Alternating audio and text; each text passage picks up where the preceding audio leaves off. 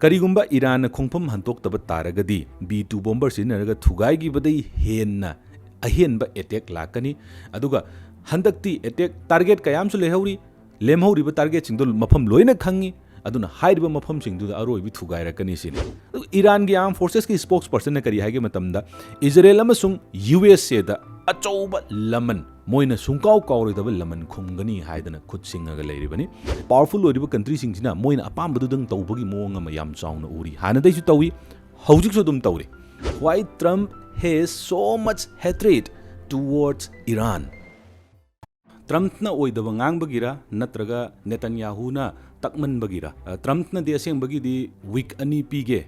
Aduga week ani gi manung sida Israel Iran nabani wari sanaraga masida diplomatic way da loisan no na hairambani. Adubu itha thajadana USA na Israel gi machang changaga Iran gi aduguma nuclear site ahum sida bomb jaw thadagre aitare bomb jaw thadariba mafam jingje US ki war plane sizinaraga thadabani adugumba Iran gi nuclear site ahum je kari kari no matamda Fordo da bunker buster bomb thadaraga Tugaibani, Natan Saibamaga, Aduga Isfahan, Hariba Mafam nuclear site Ahumsida Thadari. The Fordoze Pura underground the Ni ladies, a same nuclear site Hijabataraga Pura underground Zida, Tamakanda, Akogi concrete Mataksida Hijalaga, Aruba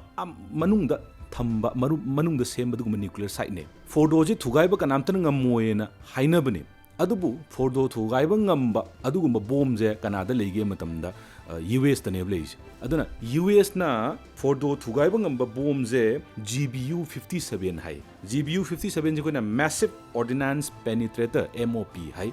High ribadugumba bombs sizinaraga Tugaire. Ado bombs Pajana Akoigi bombs yam lum madugumba bomb. Weight Kaktanga bombs 13,000 kilo lume.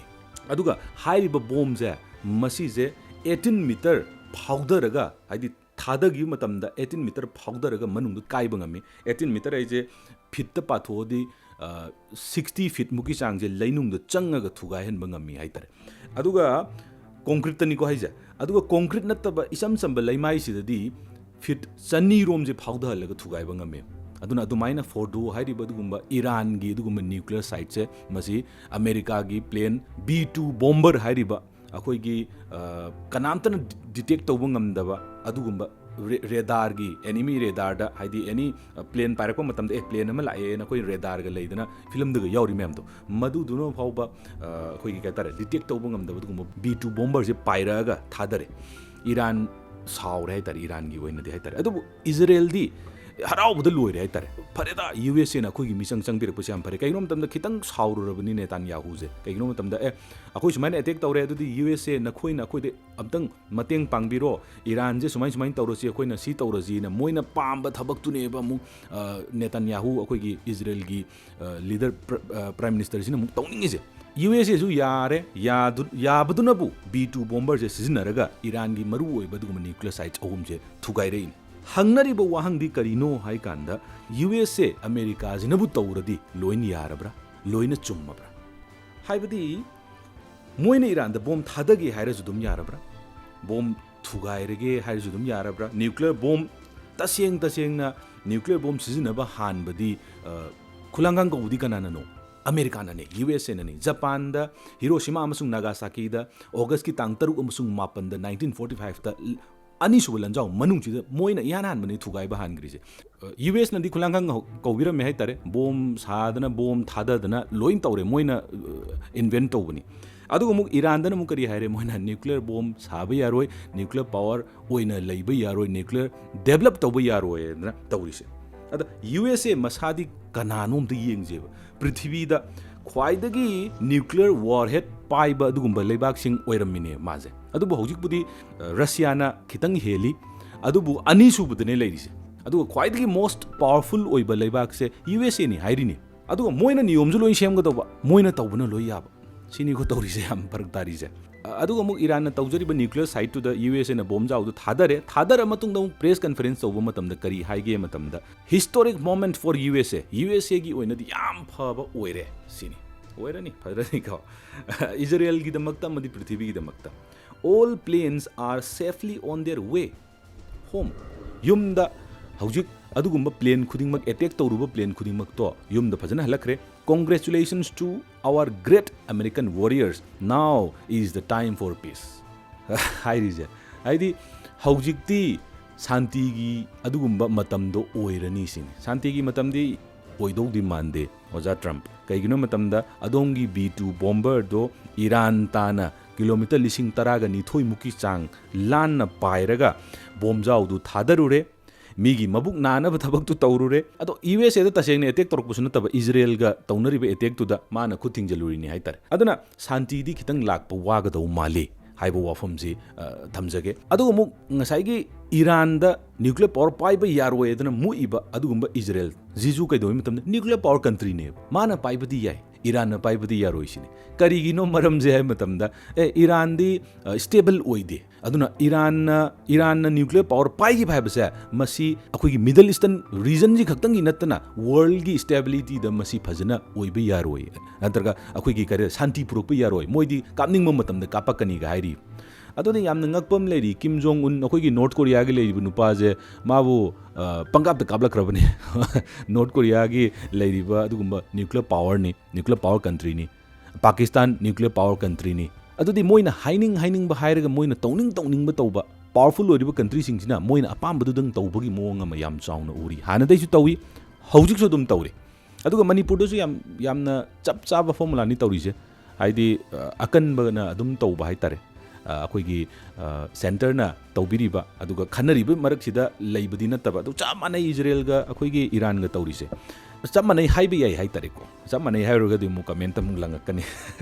अदुना बोम थांदरगा शांति लाकनी हाइरदि फरक कितंग तारनी अदुना मी अनि खनबा मतमदा अमना मनिंगलोमद कोलगा high तारेको मी अनि खनरे अमना मनिंगलोमद कोलगा थिंजलो अरगा कोंजलगा खुद फाजलगा अमद थिंजलन तारगदी मदु लान खांबा नत्रग खन्नरी दु खांबा कौरोय अमदु the मिचंग direct चंग कौदुने अदुना अदुनि सी USA ना Israel गा ईरान गा सिगी लानफम जिद तौजी केनो मतमदा ईरान दुन मनिंग दे खुद पुंजन बिरे USA ना अदुगा मोय चंगदन मु फुबिरे मोय चंगदन अमुकजु बोम थादबिरे अदुगा इजराइल जिद पुरा खुद थादोगा नोइना तौनिंग तौदो नोइना तौरिदो अचुमबनी हाइबगी वखलोन अमा याम Chowna message Piri Sydney खितंग USA gi akoina mayam hanadigi hauna USA je masagi kanaba yaudaba thabagamda tawroi haitare USA je hanadigi hauna from the very beginning haitare amukasu hena kakna kari haige matamda Trump china kari haige matamda karigumba Iran khongpham hantoktaba taragadi B2 bomber sinaraga thugai gi badai henna ahenba attack lakani aduga handakti attack target kayam su lehauri lemhauri ba target singdol mafam loina khangi aduna hairiba mafam singdu aroi bi thugaira kani sini hairi je Trump na anduna Iran namu kari hairi Iran ju to mina di leiroi dana Iran ju one of the largest akogi security forces leiribani one of the akogi number of missiles leiribani ballistic missile leiribani aduna pakti halloi hai tare aduna foreign minister Iran gi foreign minister Abbas Araghchi na kari haige matamda US na tawraiba strike attack sa masi outrageous oi amadi United Nations ki charter amadi international law lairiba amasung nuclear non proliferation treaty laigiba mayam do madu loina violate tawra matungda makhoina Iran da attack torokpani haina yamna chawna condemn tawri aduga Iran gi official na haibada kari ju haige matamda moina nuclear site ta Fordo da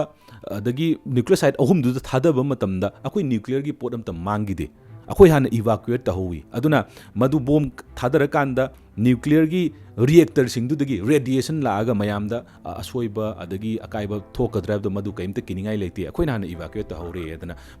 Masih जुमु Iran की official सिंगना हाइरी अदुगा मुक Iran की supreme leader Ali Khamenei न करी हाइगे मतमदा USA की strike से crime नि अदुना USA अमदी Israel न मसीगी अफफत दायित्व पुनमक लौगदौनी हाइदना ईरान की सुप्रीम लीडर सिनजु हाइरी ईरान की आर्म फोर्सेस की स्पोक्स पर्सन ने करी है कि मतमदा इजराइल अमसुंग यूएसए दा अचौबा लमन मोइना सुंकाउ काउरदब लमन खुमगनी हाइदना खुद सिंगगा लेरिबनी यूएसए की मिलिटरी अमसुंग नेवल बेस अखोगी मिडल ईस्टर्न कंट्री दा अखोगी कतार दा अदगी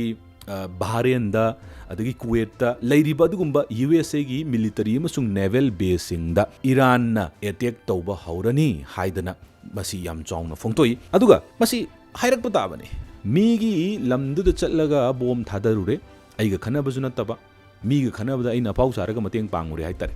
ꯑꯗꯨꯃꯥꯏꯅ ꯇꯧꯔꯒ ꯃꯇꯦꯡ ꯄꯥꯡꯉꯨꯔꯕꯅꯤꯅ ꯃꯇꯦꯡ ꯄꯥꯡꯕꯗ ꯍꯦꯟꯗꯣꯛꯇꯅ ꯕꯣꯝ ꯊꯥꯗꯔꯨꯔꯕꯅꯤꯅ ꯃꯤꯅꯁꯨ ꯂꯃꯟ ꯈꯨꯝꯃꯛꯄꯗ ꯑꯩꯁꯨ ꯌꯥꯎꯅ ꯈꯨꯝꯃꯛꯄ ꯇꯥꯕꯅꯤ ꯑꯗꯨꯅꯤ ꯍꯧꯖꯤꯛ ꯂꯩꯔꯤꯁꯦ ꯑꯗ ꯇꯁꯦꯡꯅ ꯁꯤꯗ ꯑꯩꯈꯣꯏꯅ ꯍꯥꯏꯒꯗꯣꯏꯁꯤ ꯀꯩꯅꯣ ꯃꯇꯝꯗ USAꯅ ꯇꯧꯔꯤꯕ ꯊꯕꯛꯁꯤꯡꯁꯦ ꯃꯁꯤꯕꯨ ꯀꯗꯥꯏ ꯐꯥꯎꯕ ꯆꯨꯝꯃꯤꯕꯅꯣ ꯑꯗꯨꯒ USAꯅ ꯏꯔꯥꯟꯁꯦ ꯑꯁꯨꯛ ꯌꯥꯝꯅ ꯅꯨꯡꯁꯤꯗ꯭ꯔꯤꯁꯤ ꯀꯔꯤꯒꯤꯅꯣ Why Trump has so much hatred towards Iran ꯀꯔꯤꯒꯤꯗꯃꯛꯇ ꯏꯔꯥꯟꯁꯤꯗ ꯌꯥꯝꯅ ꯑꯩꯈꯣꯏꯒꯤ ꯁꯥꯎꯅꯤꯡꯉꯤꯅꯣ ꯍꯥꯏꯕ ꯃꯇꯝꯗ ꯃꯁꯤ ꯃꯃꯥꯡꯒꯤ ꯋꯥꯔꯤ ꯀꯌꯥ ꯑꯃ ꯂꯩ ꯍꯥꯏꯗꯤ ꯏꯔꯥꯟꯁꯦ USꯅ ꯍꯥꯏꯕꯗꯤ ꯇ꯭ꯔꯝꯞꯅ ꯌꯥꯝꯅ ꯁꯥꯎꯅꯤꯡꯉꯤꯁꯦ ꯃꯔꯝ ꯀꯔꯤꯒꯤꯅꯣ ꯍꯥꯏꯕ ꯋꯥꯔꯤ ꯈꯔꯕꯨꯗꯤ ꯂꯩꯔꯤ ꯍꯥꯏꯇꯥꯔꯦ ꯍꯥꯏꯔꯤꯕ ꯋꯥꯔꯤꯁꯤꯡꯁꯦ ꯃꯊꯪꯒꯤ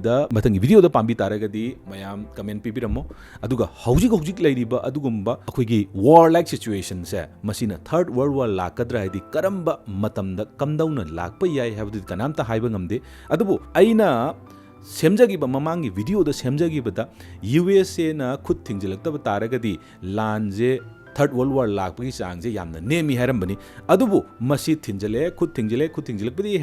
ꯍꯦꯟꯖꯟꯗꯅ ꯕꯣꯝ ꯊꯥꯗꯔꯦ B-2 ꯕꯣꯝꯕꯔ ꯁꯤꯖꯤꯟꯅꯔꯒ ꯕꯣꯝ ꯊꯥꯗꯔꯕꯅꯤꯅ ꯅꯥꯀꯜ ꯑꯃꯔꯣꯝꯒꯤ